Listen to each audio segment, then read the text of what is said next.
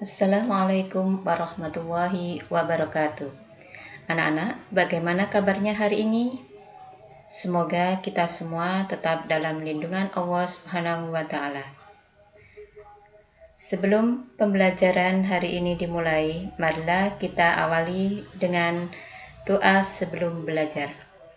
Bismillahirrahmanirrahim. Rabbi shrahli sadri wa yassirli amri wahlul 'uqdatam min lisani yafqahu qawli. Radina billahi robba wa bil islami dina wa bi muhammadin nabiyya wa rasula.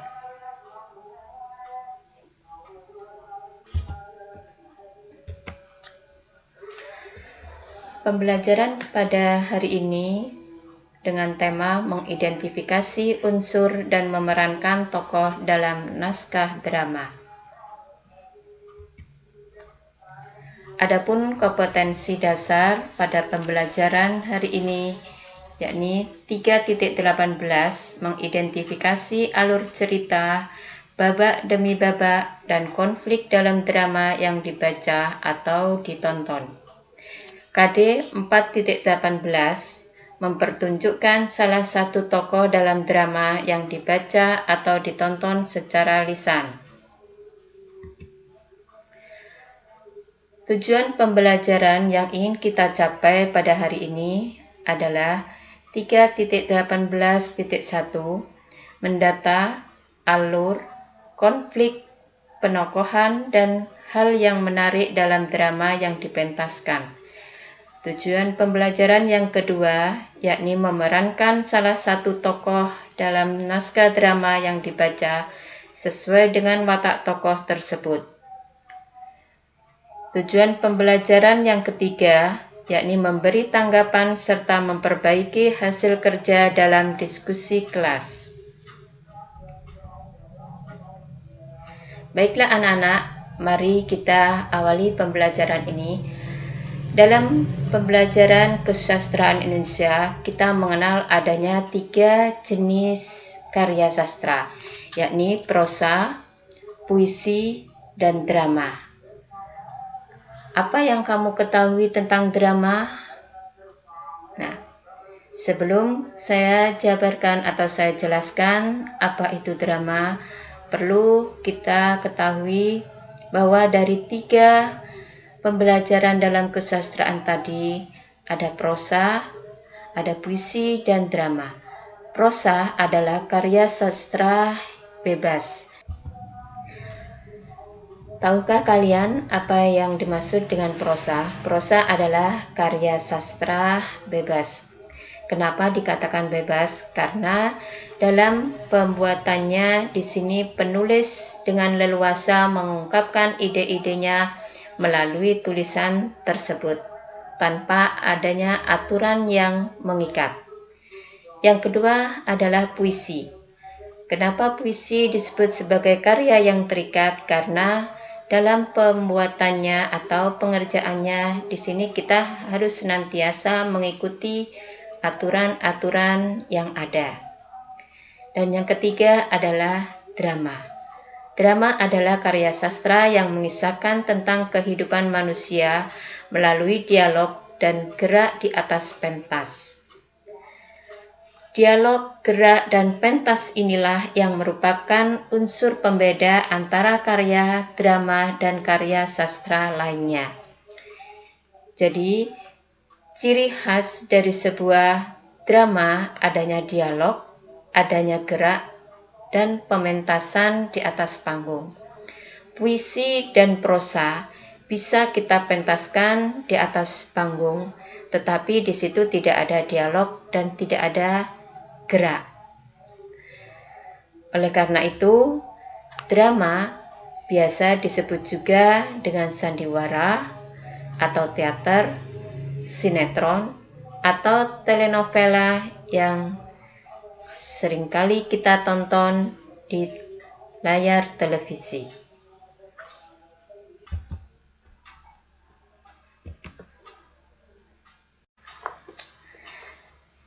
Baiklah anak-anak, kita akan mempelajari tentang mengidentifikasi unsur-unsur dalam drama. Untuk mengidentifikasi dari sebuah drama, maka kita harus mempelajari atau memahami unsur-unsur yang ada di dalam drama. Di antaranya yang pertama adalah naskah. Naskah adalah teks yang berisi sumber cerita yang akan dilakonkan. Yang kedua, tokoh atau pemain yang melakonkan sebuah cerita. Dan yang ketiga adalah pentas, yakni latar, panggung atau tempat pertunjukan beserta perlengkapannya. Yang keempat, kostum, yakni pakaian yang digunakan sesuai dengan karakter dari tokoh yang memerankan. Yang kelima, dialog, yaitu percakapan antar tokoh, termasuk di dalamnya adalah prolog, monolog, dan epilog. Yang keenam, adegan, bagian cerita yang ada dalam salah satu babak. 7. Babak disebut juga dengan episode atau kumpulan beberapa adegan. 8. Yakni acting, sebuah pertunjukan laku yang harus dilakukan oleh tokoh. Dan yang terakhir adalah mimik, yakni perubahan raut wajah atau gerakan yang mengiringi pengucapan kalimat.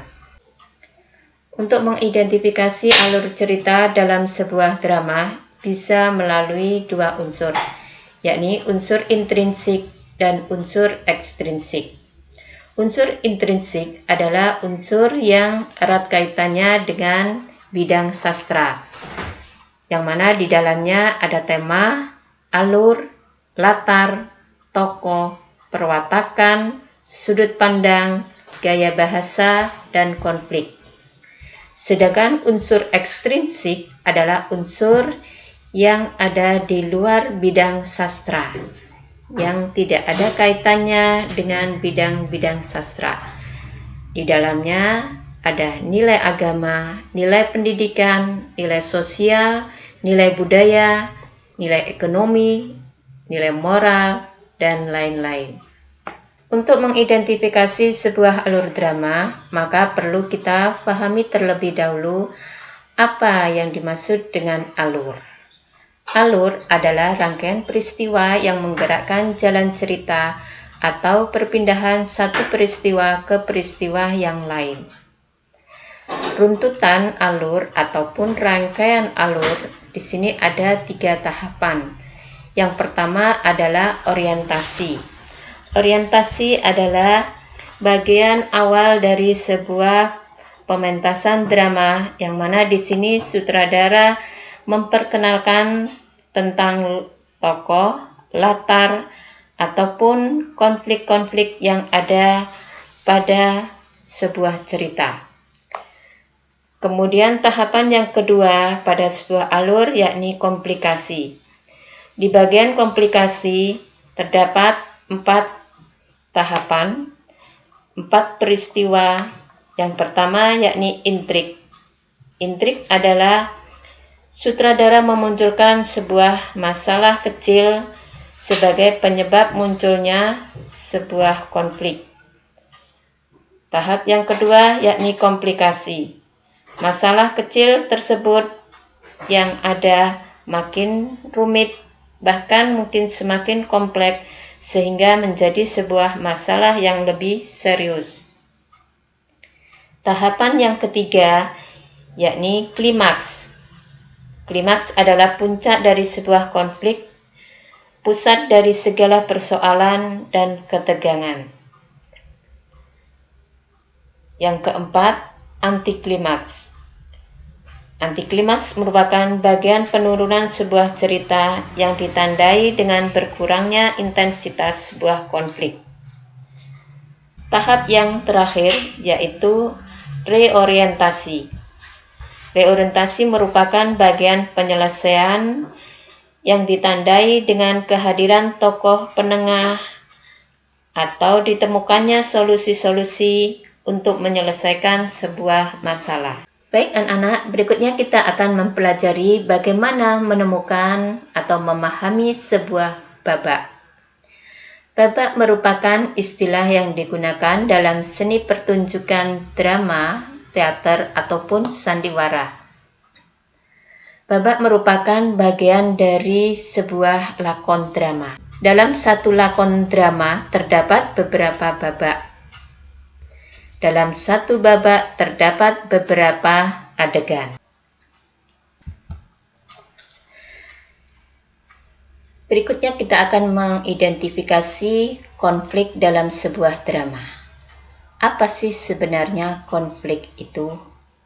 Konflik adalah pertikaian atau pertentangan antara dua tokoh atau lebih dalam sebuah pementasan drama. Konflik merupakan unsur inti dalam sebuah cerita. Tanpa adanya konflik, maka pementasan sebuah drama akan terasa hambar atau kurang menarik. Konflik biasa terjadi dalam beberapa peristiwa. Yang pertama, konflik bisa muncul melalui pelaku atau tokoh dengan lingkungannya, dengan alam sekitar tokoh. Yang kedua, konflik bisa juga muncul antara tokoh yang satu dengan tokoh yang lain. Dan konflik bisa muncul atau ada ketika pertentangan itu ada dalam batin diri tokoh tersebut. Bagaimana anak-anak? Saya berharap kalian bisa memahami penjelasan yang telah saya sampaikan tadi. Marilah kita akhiri pembelajaran hari ini dengan bacaan hamdalah dan doa kafaratul majlis. Alhamdulillahirabbil alamin. Subhanakallahumma wa bihamdika asyhadu an la ilaha illa anta astaghfiruka wa atubu ilaik. Semoga pembelajaran pada hari ini bisa bermanfaat bagi kalian semua. Tetap semangat, tetap di rumah, jaga kesehatan. Assalamualaikum warahmatullahi wabarakatuh.